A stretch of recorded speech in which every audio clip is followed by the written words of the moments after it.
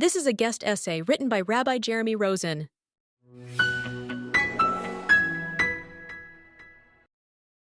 Jews hating Jews has a long history, going as far back as the Bible.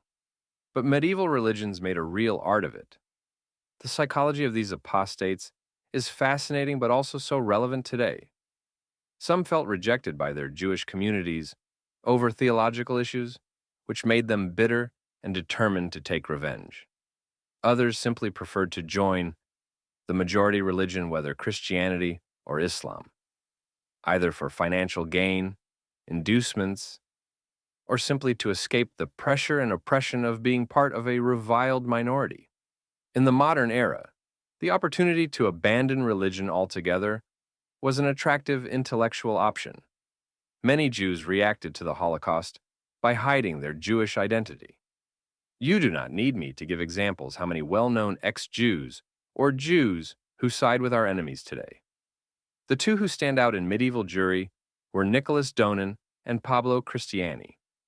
Donin was a Jewish convert to Christianity in early 13th century Paris. He was known for his role in the 1240 Disputation of Paris, which resulted in a decree for the public burning of huge numbers of copies of the Talmud and the expulsion of Jews. Latin sources referred to him as Repellus, which might have been the Latin name of his native La Rochelle, but also referred to what a repellent character he was. Donin was excommunicated from the ghetto of Paris by the famous two Talmudic scholars Rabbi Yechiel of Paris, because Donin had rejected the authority of the Talmud along with rabbinic traditions. According to one record, after 10 years of living in excommunication, Donin was baptized into the Catholic Church and joined the Franciscan order. In 1238, Donin went to Rome to denounce the Talmud to the Pope as offensive to Christianity. 35 articles against the Talmud were drawn up, which Donin claimed attacked the virginity of Mary and the divinity of Jesus. In themselves debatable issues. What might be regarded as anti-Christian references in rabbinic literature are often in code, and just as likely to refer to other contemporary Christians than the supposed era of Jesus of Nazareth. Besides, the historicity of Jesus and early Christianity is so subject to critical analysis that contemporary rabbis of the Mishnah, the oral Torah, would not have considered the myths worth referring to, in contrast to contemporary Roman emperors. Names and titles they used to dismiss pagan opponents were certainly not references to the Christian Jesus. Nevertheless, the Pope was persuaded that the accusations were true, and the authorities were ordered to seize all copies of the Talmud and deposit them with the Dominicans and Franciscans. This order was generally ignored, except in France, where in 1240 the Jews were compelled to hand over their Talmuds, and 4 of the most distinguished rabbis of France had to answer Donin in a public debate. The rabbis were forbidden from denying the holiness of Jesus or Mary, as well as disputing any other central Christian doctrine, and Donin was declared victorious.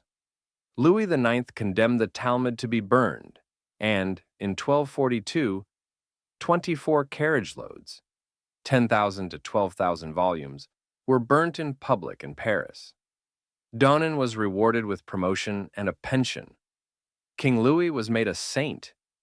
The other fierce turncoat was a Sephardi Jew, Saul, the son of Joshua. He was born in Spain sometime in the 13th century. He married a Jewish woman and fathered children with her.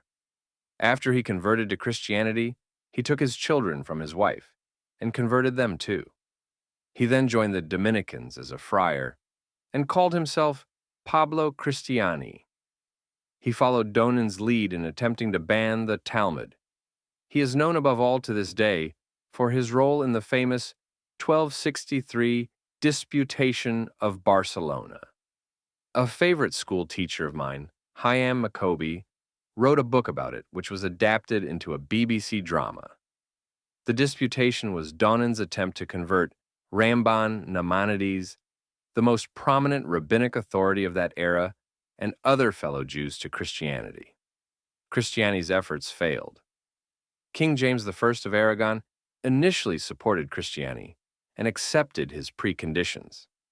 But during the debate, he was so impressed by Maimonides that he awarded him a prize of 300 gold coins and declared that never had he heard, quote, an unjust cause so nobly defended. Even so, he felt he could not protect him from his Christian enemies.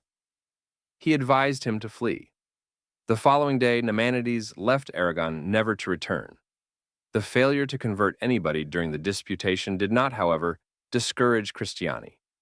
He went on missionary journeys and compelled Jews everywhere to listen to his speeches and answer his questions, both in synagogues and wherever else he pleased.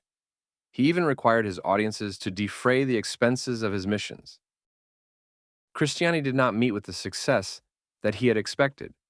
In 1264, he went to Pope Clement IV to denounce the Talmud as haddonin. The Pope then commanded King James to appoint a commission that consisted of Christianity and others to act as censors of the Talmud. Christianity and the rest of the commission redacted all passages that they deemed were hostile to Christianity. As a result, the Talmud of Christian countries were censored. The original texts were only preserved under Islam. 5 years later, Christianity went further than this campaign against the Talmud and interceded with King Louis IX of France to enforce an edict that required Jews to wear badges that would single them out as Jews. He did not give up until his dying breath. There is no record of how many Jews he might have converted. We are often our own worst enemies, seeking to find favor with majority fashions or ideologies, while at the same time, we face campaigns from the outside to denigrate and disenfranchise Jews. If there is not one excuse, our enemies will always find another, and yet this state has been the norm for thousands of years. Our survival, nevertheless, should give us hope.